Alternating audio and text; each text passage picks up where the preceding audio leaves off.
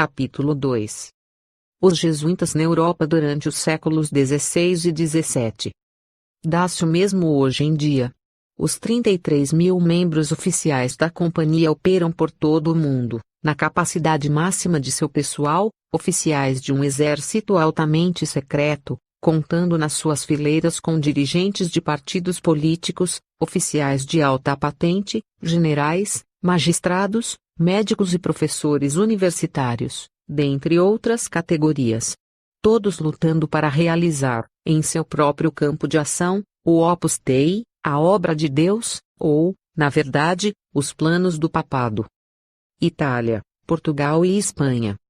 A França é o berço da Companhia de Jesus, mas foi na Itália que recebeu seu programa, estatutos e se expandiu, escreveu Boehmer, observando o número crescente de academias e colégios jesuítas, 128 em 1680, mas a história da civilização italiana durante os séculos XVI e XVII demonstra suas consequências de forma avassaladora.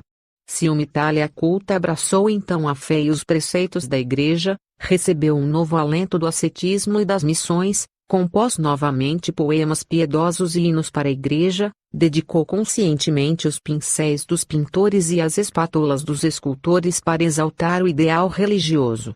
Não terá sido por esses motivos que as classes cultas foram instruídas nos colégios e confessionários jesuítas? Já não eram mais os tempos de simplicidade infantil, alegria, vivacidade e simples amor à natureza, acrescenta o autor. Os pupilos dos jesuítas são muito clericais, devotos e absorvidos em preservar essas qualidades. São criados com visões de êxtases e iluminações, embriagam-se literalmente com mortificações assustadoras e tormentos atrozes de mártires, precisam de pompa, brilho e dramaticidade. A partir do final do século XVI, a arte e a literatura italianas reproduzem fielmente essa transformação moral. A inquietação, a ostentação e a súplica chocante, que caracterizam as criações daquele período, promovem um sentimento de repulsa ao invés de simpatia pelas crenças que supostamente interpretam e glorificam. É a marca sui generis da companhia.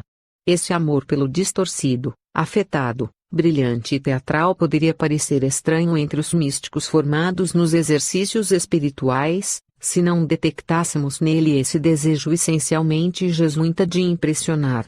É uma aplicação da máxima, os fins justificam os meios, aplicada com perseverança pelos jesuítas nas artes e literatura, tal qual na política e na moral. A Itália mal havia sido tocada pela Reforma. Os valdenses, no entanto, haviam sobrevivido desde a Idade Média, apesar das perseguições, e se estabeleceram ao norte e ao sul da península, ligando-se à Igreja Calvinista em 1532. Baseado em um relatório do jesuíta Possevino, Emmanuel Filiberti de Savoy lançou outra perseguição sangrenta contra seus temas hereges em 1561. O mesmo aconteceu na Calábria, em Casal de San Sisto e Guardiã Fiscale. Os jesuítas implicados nesses massacres estavam ocupados convertendo suas vítimas. Ele foi com o exército católico, como seu capelão, e recomendou o extermínio na fogueira dos pregadores hereges como um ato necessário e sagrado, escreveu o padre Possevino. Os jesuítas eram todo-poderosos em Parma, na corte de Farnese, tanto quanto em Nápoles, durante os séculos XVI e XVII. Em Veneza, onde haviam sido agraciados com favores, foram, no entanto, banidos em 14 de maio de 1606, conforme os demais fiéis servos e emissários do Papa. Foi-lhes, entretanto, permitido voltar em 1656, mas sua influência nessa república seria, a partir de então, nada além de uma sombra do que tiveram no passado. Portugal foi um país especial para a ordem. Já sob João III, 1521 a 1559, era a comunidade religiosa mais poderosa do reino. Sua influência cresceu ainda mais após a Revolução de 1640, que pôs os Bragança no trono. Sob o primeiro rei da Casa de Bragança, o padre Fernandes era membro do governo e, sob a minoridade de Afonso VI, o conselheiro mais estimado pela regente Rainha Luísa.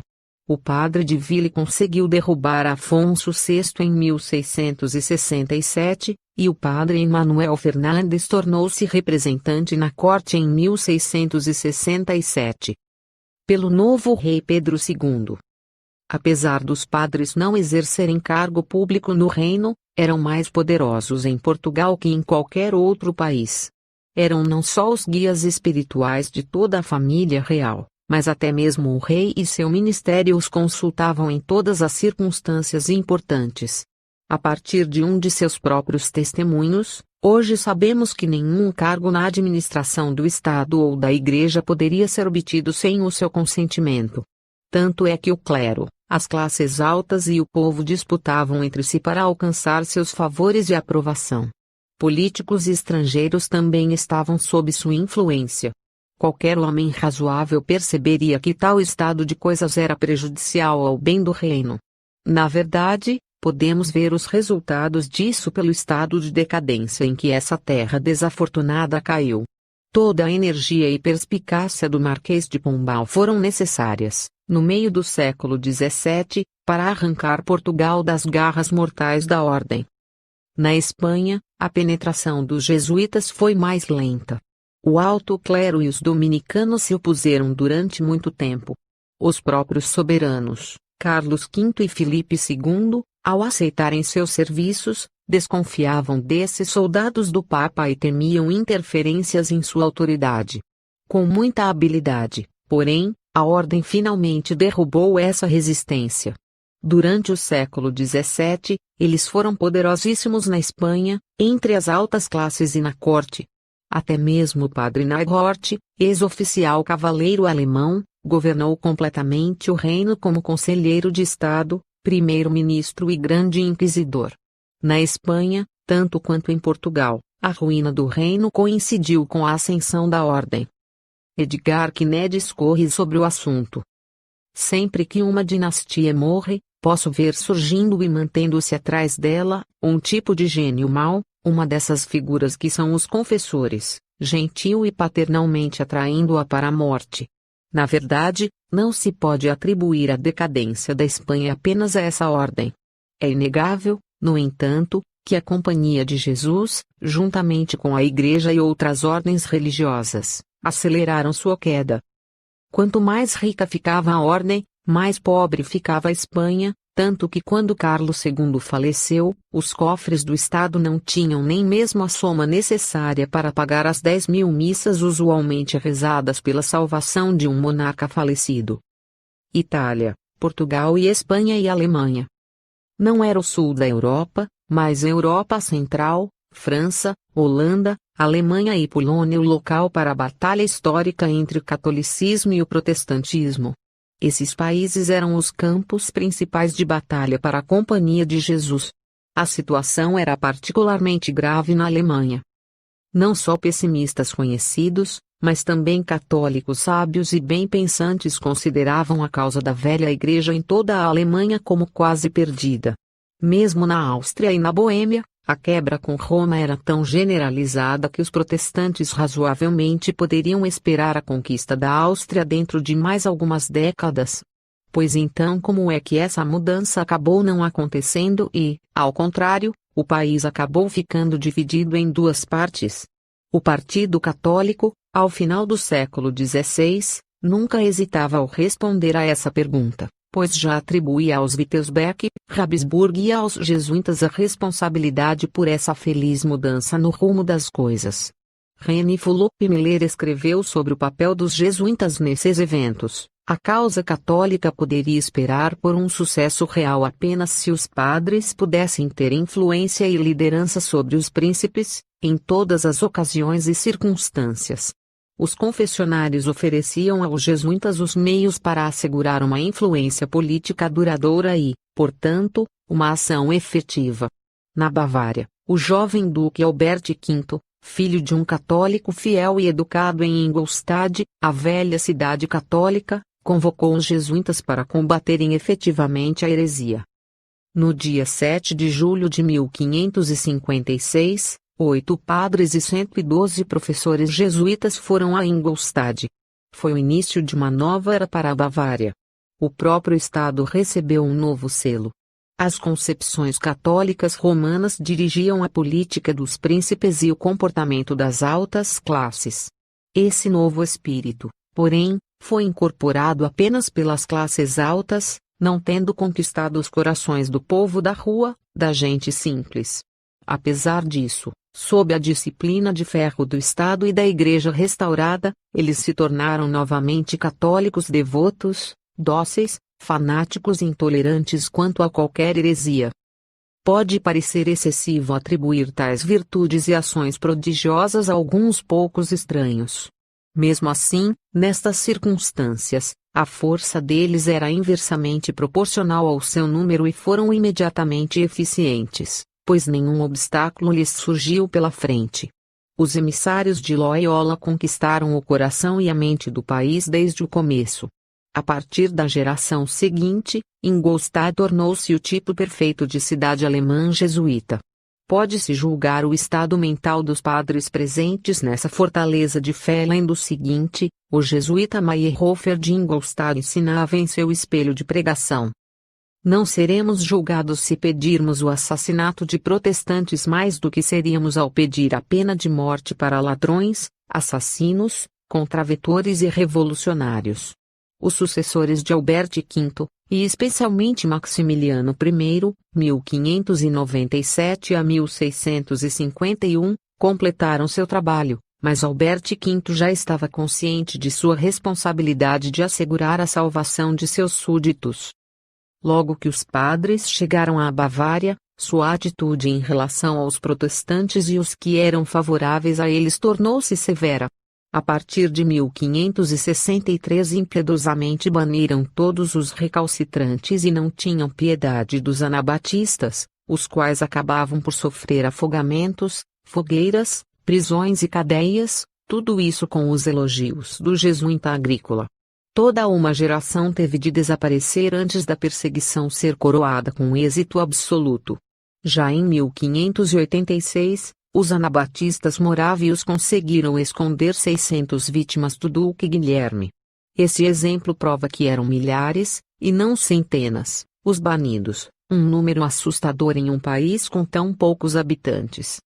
Mas a honra de Deus e a salvação de almas deve estar acima de quaisquer interesses temporais, disse Albert V, do Conselho da cidade de Munique. Pouco a pouco, todo o ensino na Bavária foi posto nas mãos dos jesuítas e aquela região se transformou na base para sua penetração no leste, oeste e norte da Alemanha. A partir de 1585, os sacerdotes converteram a parte da Westfália sob controle de Colônia. Em 1586, surgem em Nasibone, uma das sedes do arcebispo de Colônia, abrem escolas em Rio de Janeiro em 1587 e Münster em 1588. Esta, em especial, já tinha 1.300 pupilos em 1618. Uma grande parte do oeste da Alemanha foi reconquistada dessa forma pelo catolicismo, graças aos Wittelsbach e aos jesuítas. A aliança entre os Wittelsbach e os jesuítas talvez tenha sido mais importante ainda para as regiões da Áustria do que para o oeste da Alemanha. O arquiduque Carlos de Thierry, único filho do imperador Ferdinando, casou-se em 1571 com uma princesa da Bavária, trazendo ao castelo de Gratz as rígidas tendências católicas e a amizade dos jesuítas que prevaleciam na corte de Munique. Sob a influência dela, Carlos lutou muito para extirpar a heresia de seu reino e, quando morreu, em 1590, fez com que seu filho e sucessor, Ferdinando, jurasse continuar essa tarefa. De qualquer modo, Ferdinando estava muito bem preparado para tal.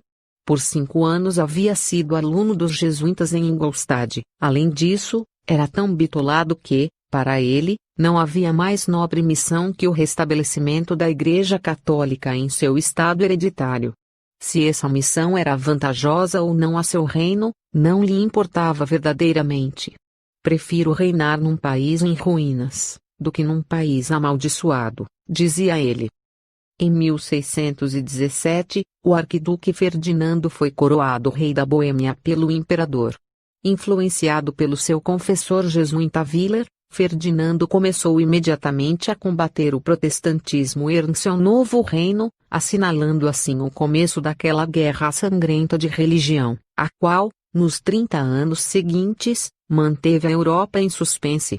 Quando em 1618 os infelizes eventos em Praga deram sinal de uma rebelião aberta, o velho imperador Matias tentou primeiro comprometer-se, mas não tinha poder suficiente para fazer prevalecer suas intenções contra o rei Ferdinando, o qual era dominado pelo seu confessor jesuíta. Assim perdeu-se a última esperança de resolver este conflito amigavelmente.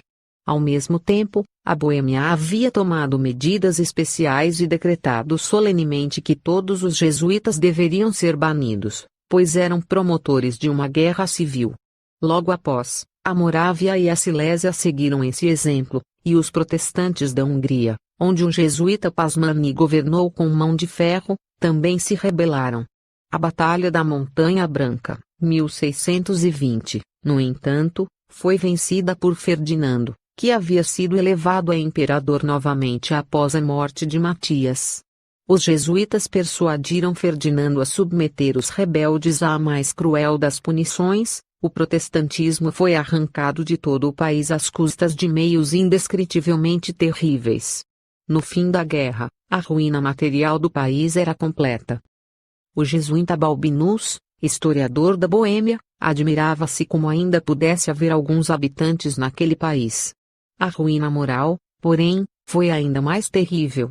A cultura emergente encontrada entre os nobres e classe média, a rica literatura nacional não poderia ser substituída, tudo isso havia sido destruído, e até mesmo a nacionalidade fora abolida. A Boêmia estava aberta para as atividades jesuíticas. Eles queimaram a literatura tcheca em massa, sob sua influência, até mesmo o nome do grande povo, Santo Nacional, João Rous, foi sendo gradualmente apagado até que estivesse extinto do coração. Do auge do poder dos jesuítas, disse Tomek, coincidiu com a maior decadência do país em sua cultura nacional. Foi por causa da influência da ordem que o despertar dessa terra desafortunada só veio a acontecer aproximadamente um século depois.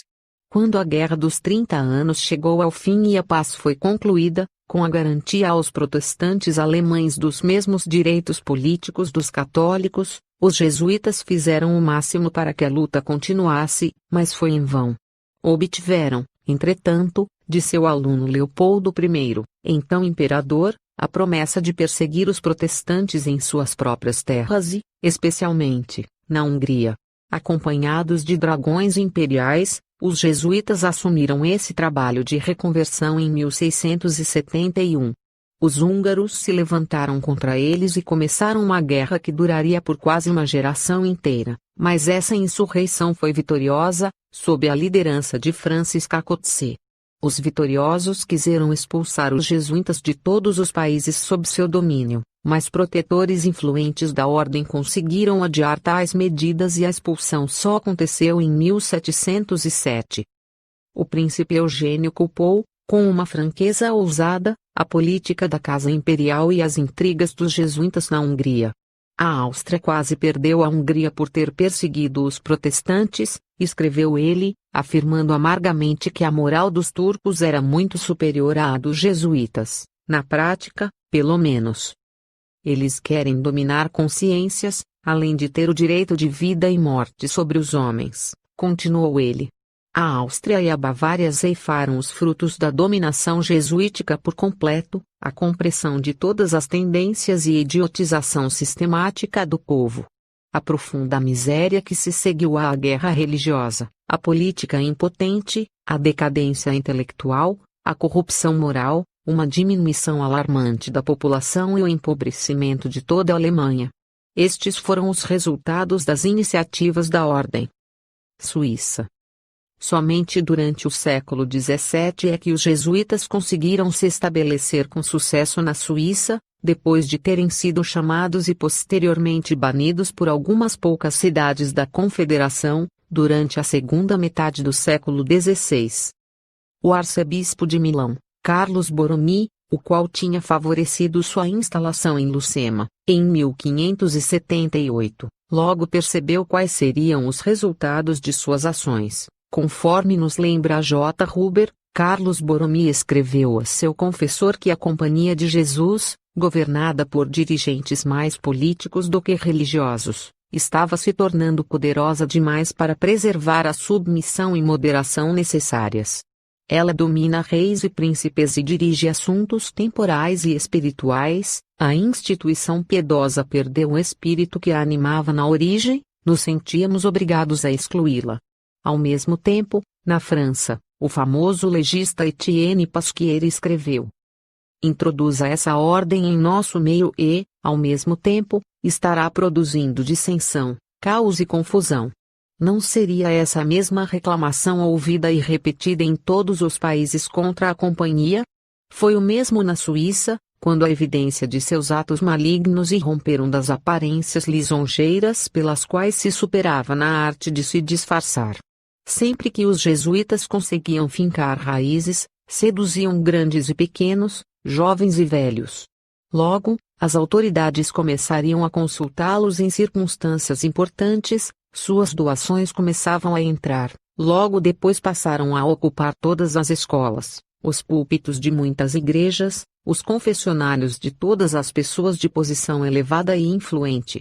Confessores e atentos orientadores da educação de todas as classes sociais, conselheiros e amigos íntimos dos membros da Câmara, sua influência crescia dia após dia, e não se faziam de rogados para logo exercê-lo em assuntos públicos.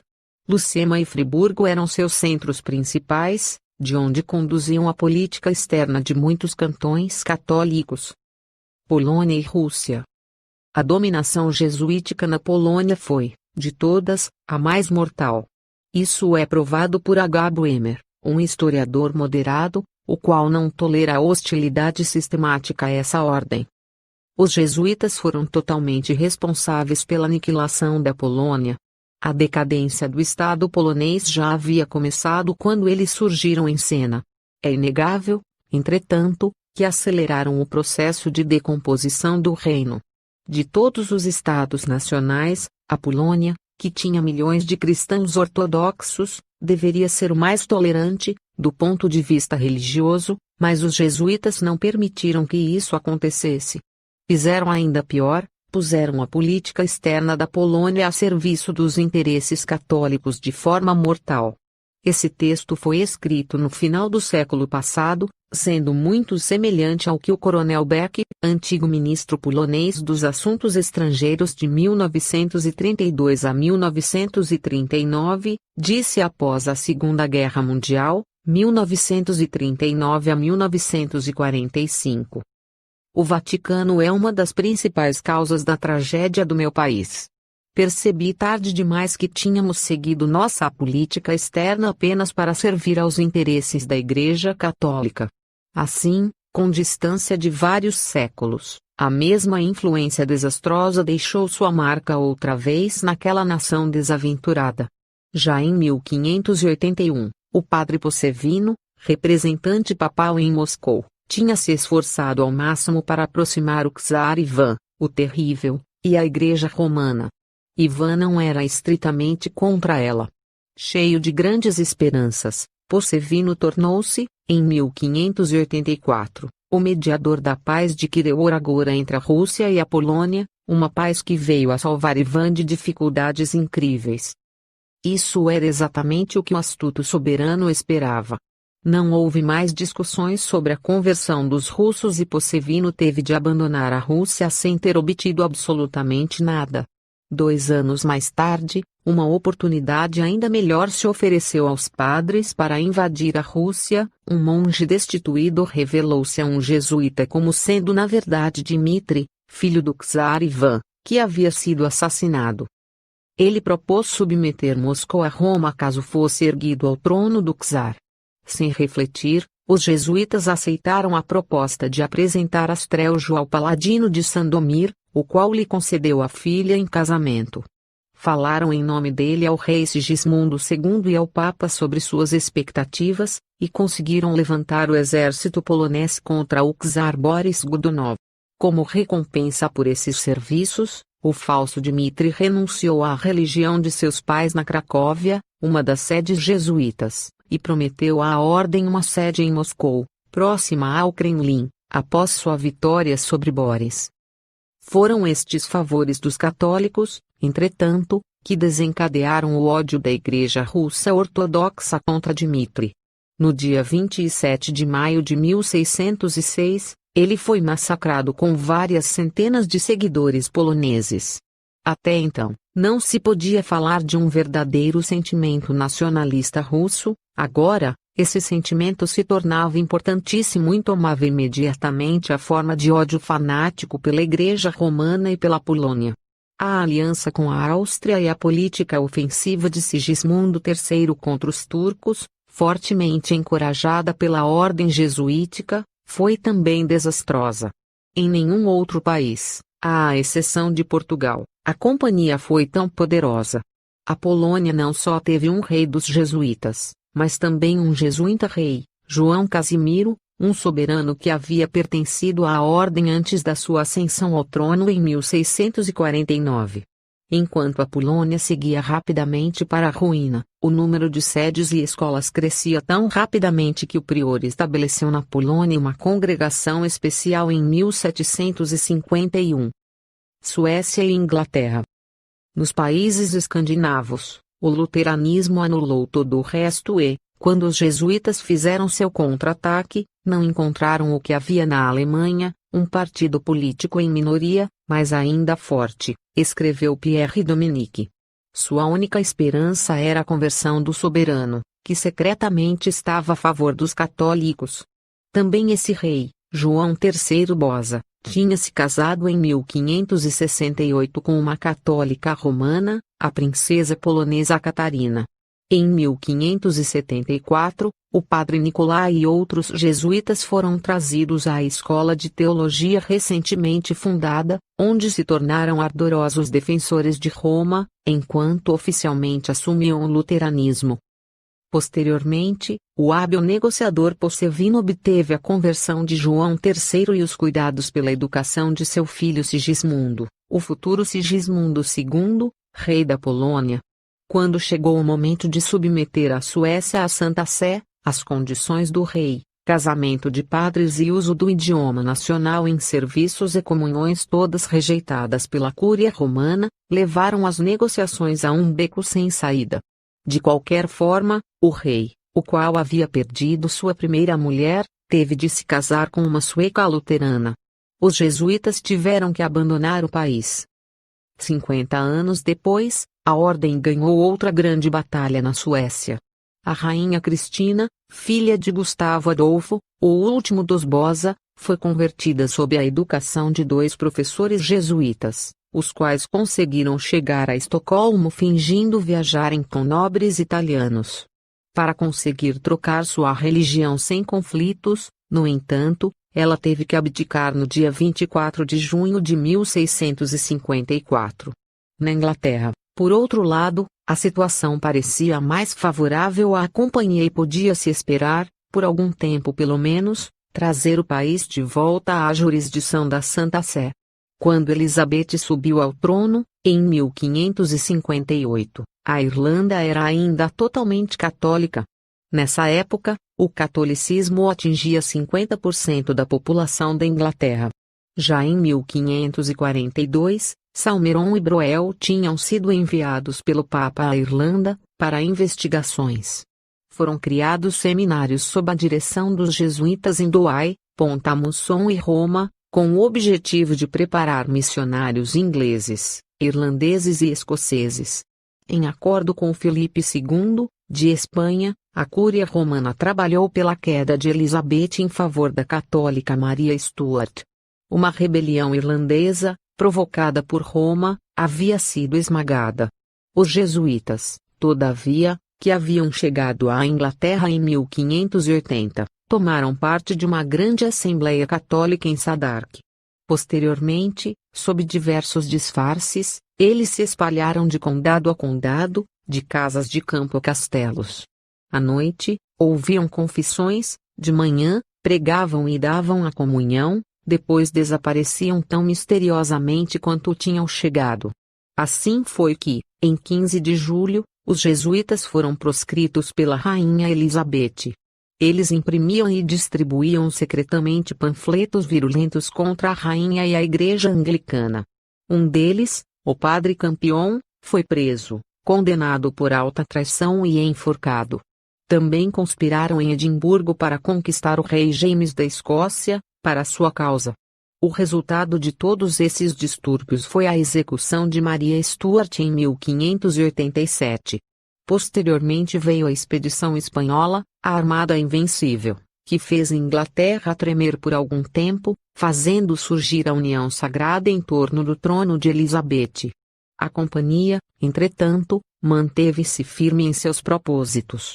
Preparava padres ingleses em Valladolid, Sevilha, Madrid e Lisboa, enquanto sua propaganda secreta era mantida na Inglaterra, sob a direção do padre Garnet.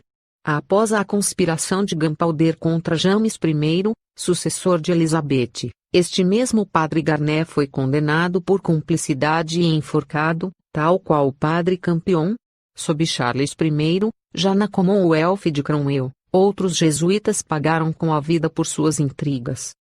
A ordem chegou a pensar que venceria com Charles II, o qual, juntamente com Luís XIV, havia concluído um acordo secreto em Dover, comprometendo-se a restaurar o catolicismo no país.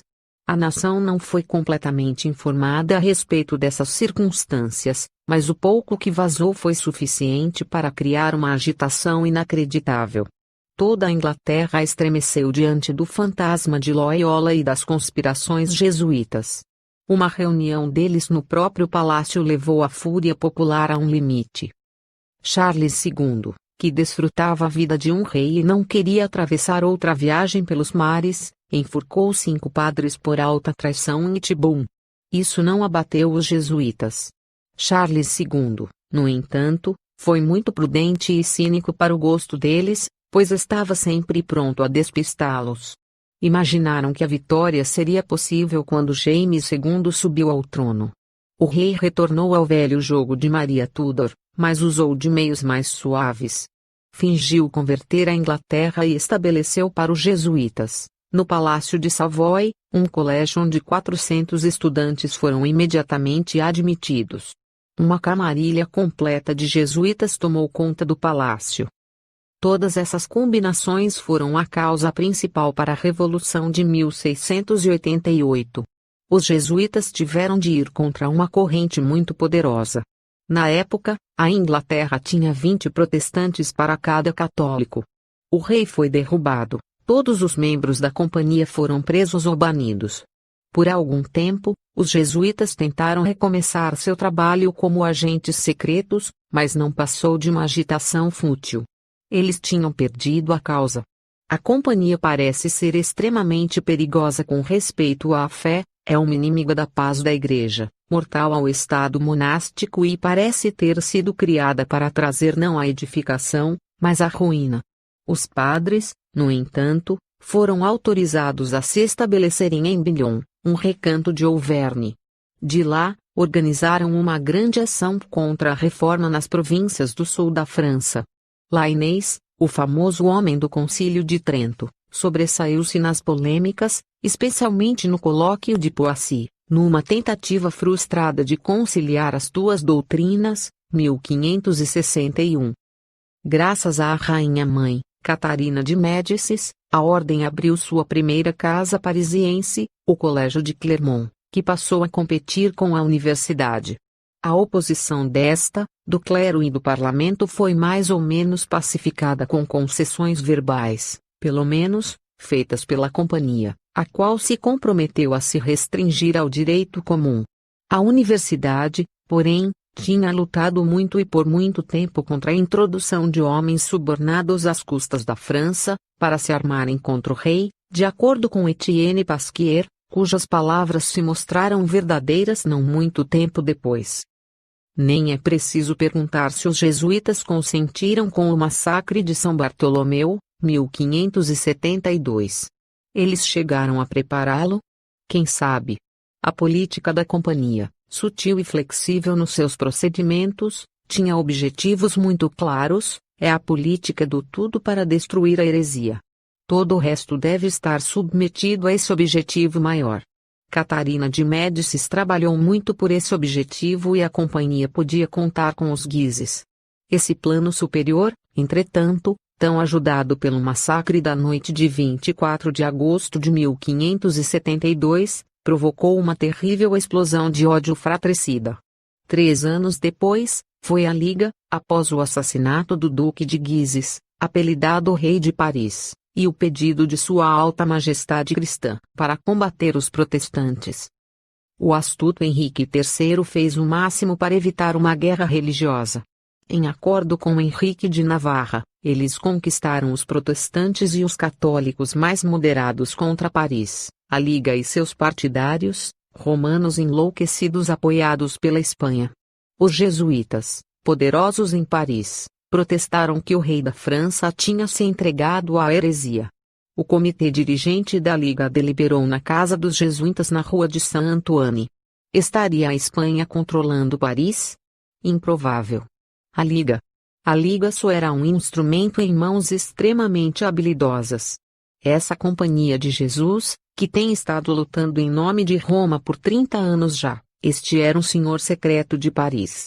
Assim, Henrique III foi assassinado. Devido ao fato do herdeiro ser protestante, o assassinato pareceu à primeira vista ter sido cometido apenas por razões políticas, mas não seria possível que aqueles que o planejaram e persuadiram o jacobino Clemente a executá-lo estivessem esperando uma revolta da França católica contra o herdeiro huguenote? O fato é que algum tempo depois, Clemente foi chamado de anjo pelo jesuíta Camillé Guignard, outro jesuíta que posteriormente foi enforcado, dava a seus alunos, como forma de moldar suas opiniões, textos tirânicos em seus exercícios de latim. Entre outras coisas, esses exercícios escolares continham o seguinte: Jacques Clemente cometeu um ato de mérito inspirado pelo Espírito Santo. Se podemos travar guerra contra ele, então devemos levá-lo à morte. E ainda, cometemos um grande erro em São Bartolomeu, deveríamos ter feito sangrar a veia real. França. Em 1551, a ordem começou a se estabelecer na França e, após 17 anos de sua fundação, estava instalada na Capela Saint-Denis, em Montmartre. Os jesuítas se apresentavam como adversários efetivos da reforma, a qual havia conquistado 1/7 da população francesa. O povo, no entanto, não confiava nesses soldados excessivamente dedicados à Santa Sé. Assim, sua penetração na França foi inicialmente muito lenta. Tal como em todos os outros países onde a opinião pública não lhes era favorável, se insinuavam em primeiro lugar entre as pessoas da corte, depois, através destas, nas classes superiores.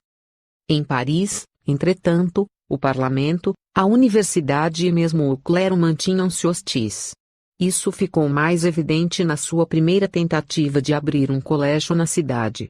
Em 1592, um certo Bameire, o qual tentara assassinar Henrique IV, confessou que o padre Varade, reitor dos jesuítas em Paris, o havia persuadido a isso.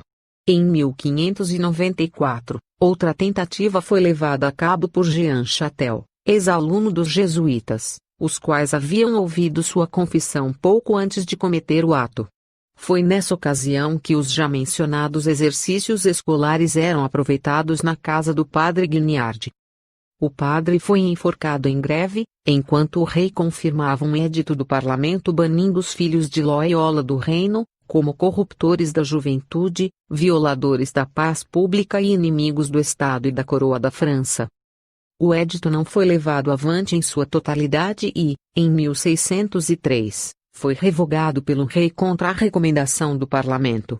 Aquaviva, o prior dos jesuítas, havia sido ardiloso em suas manobras e levara o rei Henrique IV a acreditar que a ordem, restabelecida na França, seria leal servidora dos interesses nacionais.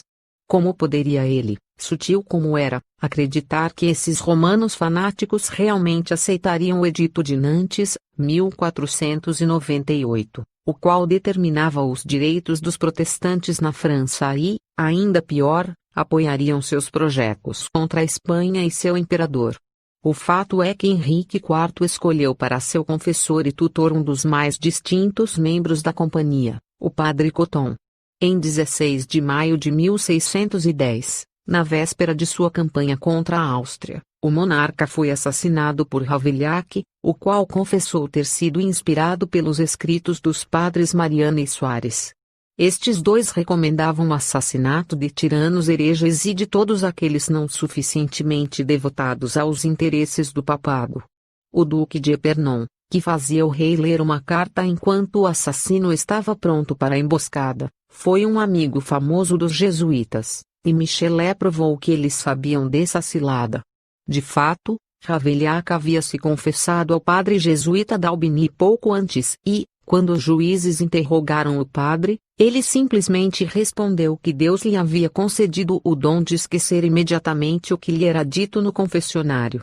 O parlamento, convicto de que Ravaillac tinha sido apenas um instrumento da companhia, ordenou ao carrasco queimar o livro de Mariana. Felizmente, Aquaviva ainda estava lá. Novamente esse grande prior tramou muito bem, condenou severamente a legitimidade do tiranicídio. A companhia sempre teve autores que, no silêncio de seus estudos, expunham a doutrina em toda a sua retidão. Também tinha grandes políticos os quais, quando necessário, a vestiriam com as máscaras adequadas. Graças ao padre Coton, que tomou conta da situação, a Companhia de Jesus saiu desse temporal ilesa. Sua fortuna, o número de estabelecimentos e seguidores cresceu vertiginosamente. Quando, entretanto, Luís XIII subiu ao trono, e Richelieu assumiu os assuntos de Estado, houve um conflito de interesses. O cardeal não permitia que ninguém se opusesse à sua política. O jesuíta Cousin, confessor do rei, pôde verificar a verdade dessa afirmação, quando foi levado à prisão em Rennes, sob as ordens de Richelieu, tal qual um criminoso de Estado. Esse ato produziu ótimos resultados. A fim de se manter na França, a ordem chegou ao ponto de colaborar com o respeitado ministro. H. Boehmer escreveu sobre esse assunto. A falta de consideração pela Igreja sempre demonstrada pelo governo francês, desde Philippe le Bel, nos conflitos entre os interesses nacionais e eclesiásticos era, novamente, a melhor política. A ascensão ao trono de Luís XIV marcou o início de um tempo de grande prosperidade para a ordem. A indulgência dos confessores jesuítas, seu descuido inteligente usado para atrair pecadores não muito interessados em pagar penitências, foram extensivamente utilizados, tanto com o povo quanto na corte, especialmente com o rei, muito mais um conquistador Dom Juan que um devoto. Sua Majestade não tinha intenção de renunciar aos seus casos amorosos, e seu confessor foi muito cuidadoso em evitar o assunto, apesar de ser puro adultério. Assim, toda a família real foi prontamente abastecida com confessores jesuítas apenas, e sua influência cresceu mais e mais na alta sociedade. Os padres de Paris atacavam nos seus escritos a moral frouxa dos famosos casuístas da companhia, mas sem sucesso. O próprio Pascal interveio, em vão, a favor dos jansenistas, durante a grande disputa teológica da época. Em suas cartas da província, ele expôs ao eterno ridículo seus oponentes muito mundanos, os jesuítas. Apesar disso, a posição segura que tinham na corte lhes assegurou a vitória e os de Porte Royal sucumbiram. A ordem assim conquistava outra grande vitória para Roma, cujas consequências foram contra os interesses nacionais. Não é preciso dizer que, contra a vontade, tinham aceitado a paz religiosa assegurada pelo Edito de Nantes, e que tinham continuado em uma guerra secreta contra os franceses protestantes. À medida que Luís XIV envelhecia, tornou-se mais e mais intolerante, sob a influência de Madame de Maintenon e do padre Lachaise, seu confessor. Em 1881, eles o persuadiram a recomeçar a perseguição aos protestantes. Finalmente, em 17 de outubro de 1685, ele assinava a revogação do Edito de Nantes, fazendo com que aqueles dentre seus súditos que se recusassem a abraçar a religião católica ficassem sem direitos legais. Logo em seguida, para acelerar as conversões, os famosos Dragonade entraram em ação. Esse nome sinistro tornou-se parte de todas as tentativas posteriores de evangelizar por fogo e correntes. Enquanto os fanáticos aplaudiam, os protestantes fugiram do reino em massa. De acordo com Marçal Vauban, a França perdeu dessa forma 400 mil habitantes e 60 milhões de francos. Industriais, comerciantes, proprietários de navios e artesãos qualificados fugiram para outros países, levando consigo a vantagem de suas especialidades. Os jesuítas tiveram um dia de vitória em 17 de outubro de 1685, o prêmio final para uma guerra que tinha durado 125 anos ininterruptos, mas o Estado pagou os custos da vitória jesuítica. A despopulação e a redução da prosperidade nacional foram as consequências materiais graves de seu triunfo, seguidas de um empobrecimento espiritual que não poderia ser curado, nem mesmo na melhor escola jesuíta.